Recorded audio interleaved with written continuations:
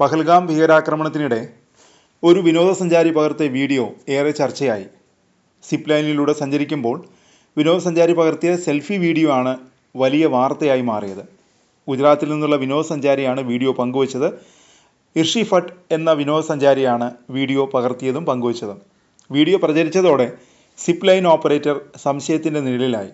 Zip line പ്രവർത്തിപ്പിക്കുമ്പോൾ പലതവണ അല്ലാഹു അക്ബർ എന്ന് സിപ്പ് ലൈൻ ഓപ്പറേറ്റർ പറയുന്നുണ്ട്. അതിനൊപ്പം പശ്ചാത്തലത്തിൽ ഭീകരർ വെടിയുതിർക്കുന്നതിൻ്റെ ഒച്ചയും കേൾക്കുന്നുണ്ട്. വീഡിയോ വ്യാപകമായി പ്രചരിച്ചതോടെ സിപ്പ് ലൈൻ ഓപ്പറേറ്റർ മുസമ്മലിനെ NIA കസ്റ്റഡിയിലെടുത്തു. വീഡിയോ പുറത്തു വന്നതോടെയാണ് NIA ചോദ്യം ചെയ്യലിനായി മുസമ്മിലിനെ വിളിപ്പിച്ചത്. നേരത്തെ ആക്രമണശേഷം സ്ഥലത്തുണ്ടായിരുന്ന എല്ലാവരെയും അന്വേഷണ ഏജൻസികൾ ചോദ്യം ചെയ്യലിനായി വിളിപ്പിച്ചിരുന്നു. അല്ലാഹു അക്ബർ, അല്ലാഹു അക്ബർ, അല്ലാഹു അക്ബർ. पैर लंबा करो.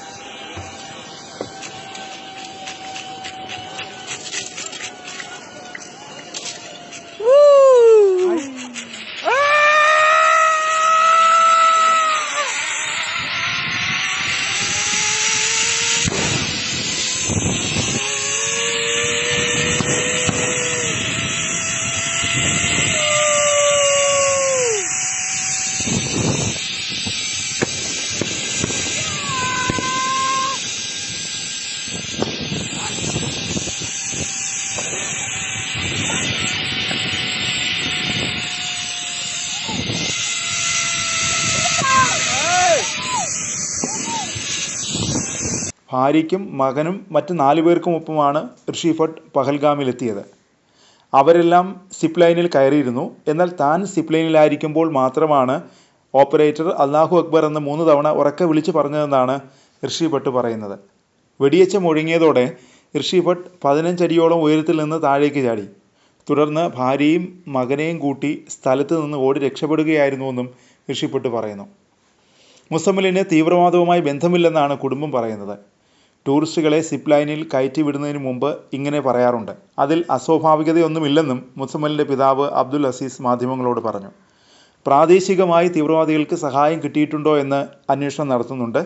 ഈ അന്വേഷണത്തിൻ്റെ ഭാഗമായാണ് മുസമ്മിലിനെ NDA കസ്റ്റഡിയിലെടുത്തത്. സിപ്പ് ലൈനിൽ ആളുകളെ കയറ്റുമ്പോൾ മകൻ പ്രാർത്ഥിച്ചത് സാധാരണ തങ്ങൾ ചെയ്യാറുള്ളൊരു കാര്യമാണ്. അപകടം ഉണ്ടാകാതിരിക്കാനാണ് പ്രാർത്ഥിച്ചത്. ഭീകരാക്രമണം കണ്ട് ഭയന്ന് വീട്ടിലെത്തിയ മകൻ കരയുകയായിരുന്നു. സംഭവത്തെക്കുറിച്ച് അവൻ അധികം ഞങ്ങളോട് സംസാരിച്ചില്ല.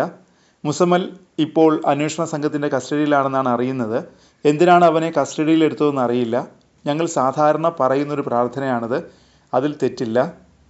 സിപ്പ് ലൈനിൽ ആളുകളെ കയറ്റിയ ശേഷം അവർ സുരക്ഷിതമായി പോകുന്നതിനാണ് അല്ലാഹു അക്ബർ എന്ന് പ്രാർത്ഥിച്ചത്.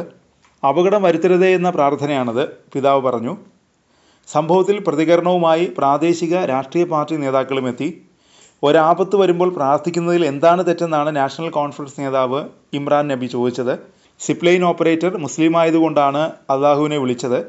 അയാളെ രാജ്യദ്രോഹിയാക്കരുതെന്നും അന്വേഷണ സംഘം അയാളെ വിട്ടയക്കണമെന്നും നാഷണൽ കോൺഫറൻസ് നേതാവ് ആവശ്യപ്പെട്ടു.